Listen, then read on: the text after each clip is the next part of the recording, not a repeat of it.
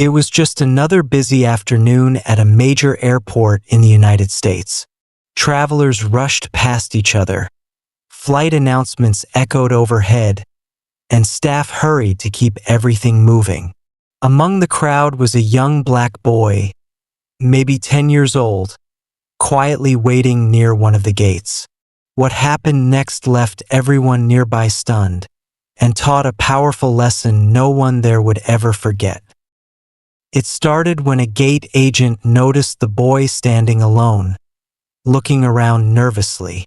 Instead of asking if he needed help, the employee furrowed his brow and approached with suspicion. "You can't be here without an adult," he said, his tone cold.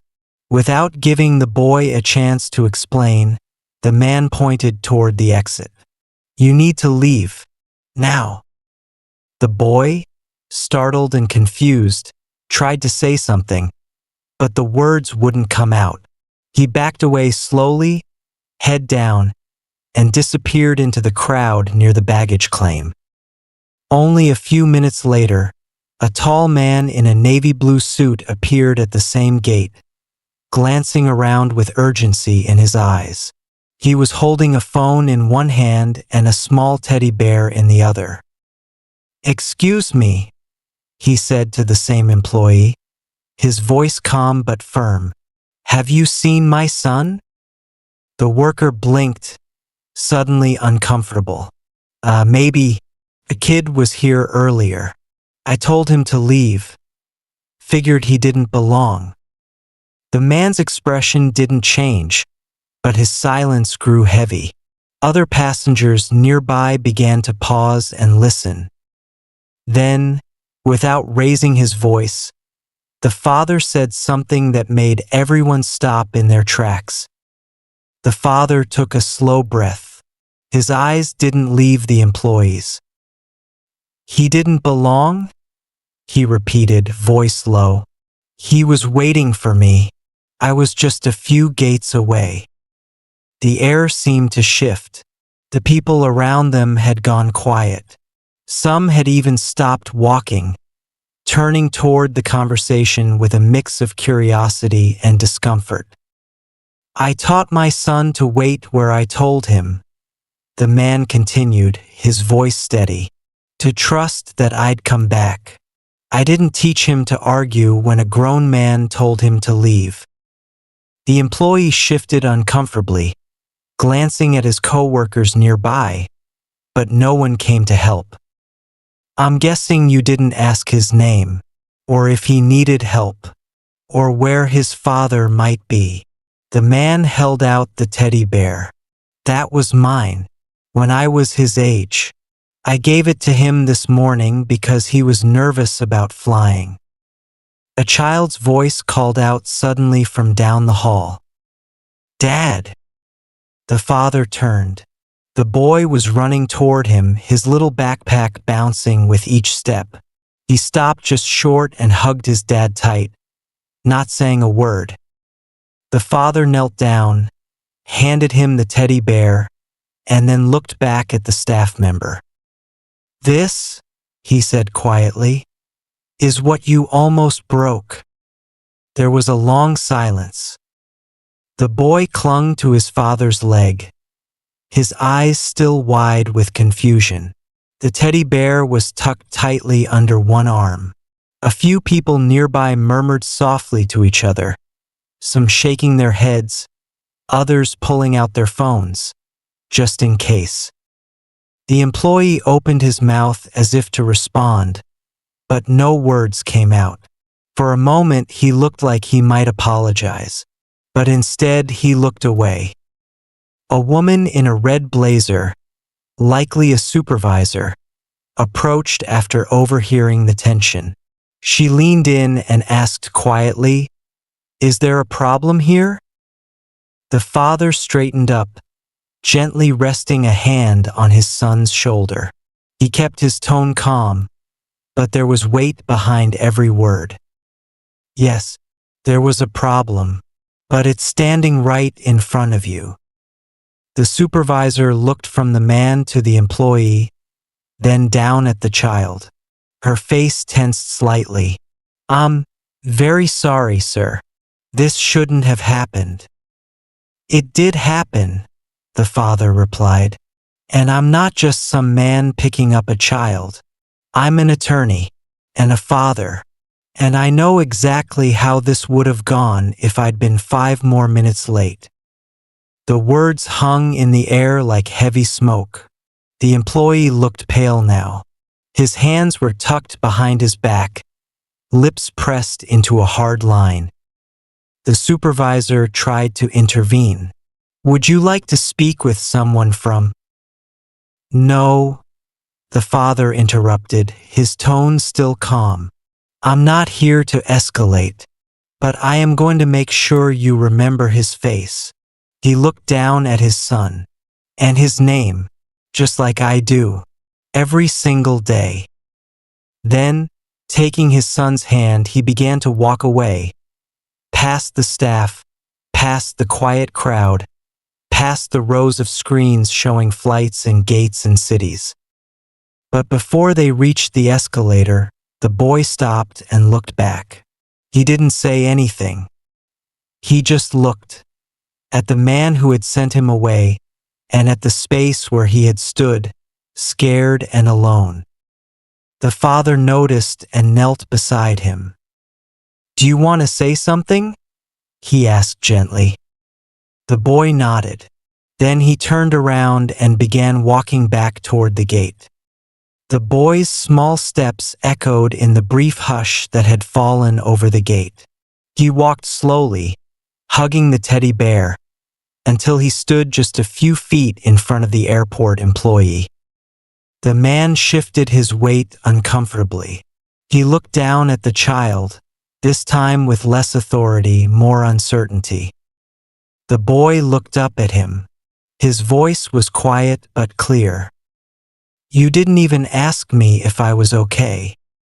The employee opened his mouth, maybe to defend himself, maybe to apologize, but again, no words came out. The boy continued, "You told me to go away, like I was doing something wrong, but I was just waiting. That's what my dad told me to do. He always comes back." The silence that followed wasn't heavy. It was sharp. A few people in the crowd looked down, some visibly moved, others angry, others ashamed. The boy blinked, then turned and walked back to his father without waiting for a reply. The father took his hand again. He didn't say anything either. He just gave his son a small nod of pride, then led him toward the escalator.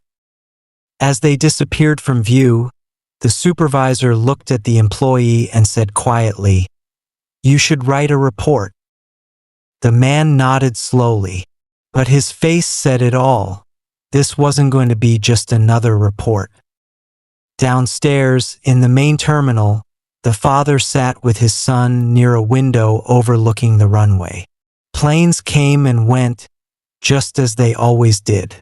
But something had shifted. "Dad?" the boy asked softly. "Was I in trouble?" "No," the father said, putting an arm around him. "You weren't in trouble, but the world sometimes forgets who it should be listening to, and that's not your fault." They sat in silence for a while, watching the sky change colors as the sun moved lower. Neither of them noticed the woman nearby, one of the passengers who'd witnessed the whole thing, typing something into her phone. She paused, looked at the boy again, and then hit post. Within an hour, her words would be shared by thousands. By morning, millions. But upstairs, at gate 27, the employee still stood alone, staring at the spot where the boy had stood. The woman's post read, "I watched a young black boy get kicked out of a boarding area for standing alone. Minutes later, his father, a calm, steady man, returned and reminded us all what dignity looks like. We need to do better." Underneath her caption was a photo. It wasn't invasive, just the boy's small hand holding his teddy bear, and the back of the father's navy suit as they walked away. Within the first hour, her post had over 300 shares. By midnight, it had gone viral. At the airport, though, none of that mattered yet. The father sat in silence, watching his son doze lightly against his side. The boy's fingers still clung to the bear. Every so often, the father looked at the departure board, then back at his son. The flight had been delayed twice. A security officer passed by slowly. Their eyes met. This time there was no tension, only a nod, a quiet acknowledgement. Meanwhile, upstairs, the supervisor was still dealing with fallout. A second passenger had filed a complaint. A third had left a written comment on the airport's feedback tablet, simply saying, "This gate needs more than a clock-in system. It needs training." The employee sat in the break room now, his lunch untouched. His shift was technically over, but he hadn't moved. He stared at his hands. He thought about the boy's words. "You didn't even ask me if I was okay." It repeated in his head, over and over. Outside the terminal, rain had started falling, soft and steady. The airport lights reflected off the wet tarmac, turning the windows into mirrors. Downstairs, the father stood up, gently waking his son. Their flight had finally been called. They gathered their things and began walking toward the gate. Neither of them noticed the woman from earlier still sitting nearby. She had stayed on purpose, watching them, wondering if she should introduce herself, say thank you, offer her voice. But she didn't. Not yet. Something about the moment felt unfinished, like the real ending hadn't arrived. The flight finally began boarding. The father and his son were among the last to step in line. As they walked down the jet bridge, the boy looked back one last time at the terminal, as if still holding on to something unfinished. He didn't say anything. Somewhere else in the airport, the employee was still in the break room, now scrolling his phone. His feed was flooded with posts about the boy at Gate 27. The story had already reached national outlets. Hashtags had started trending. He saw the photo, the back of the navy suit, the teddy bear, the caption. He put the phone down. For the first time in a long time, he felt something he couldn't quite name. It wasn't just guilt. It was exposure. Like someone had turned on a light in a room he'd been standing in for years without realizing it was dark. He sat there, alone as other staff came and went. Meanwhile, in the air, the father stared out the plane window, his hand resting lightly on his son's. The boy was half asleep again, his head leaning into his dad's shoulder. The hum of the engines offered a quiet kind of peace. The flight attendant, noticing them, brought over a small pack of cookies and a juice box. "For the little traveler," she said with a warm smile. "And for you, sir. Thank you." He looked up. "For what?"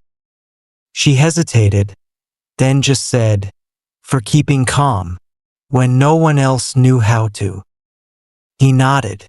"I didn't want to. I had to." They didn't speak again. The plane took off into a sky brushed with the last light of day. Below, the airport shrank away into glittering lines of runway and roads.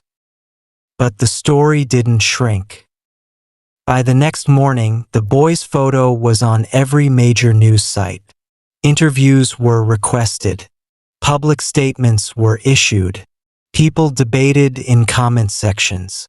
Some were angry, Some moved, some cynical, some inspired. But the boy didn't know any of this yet.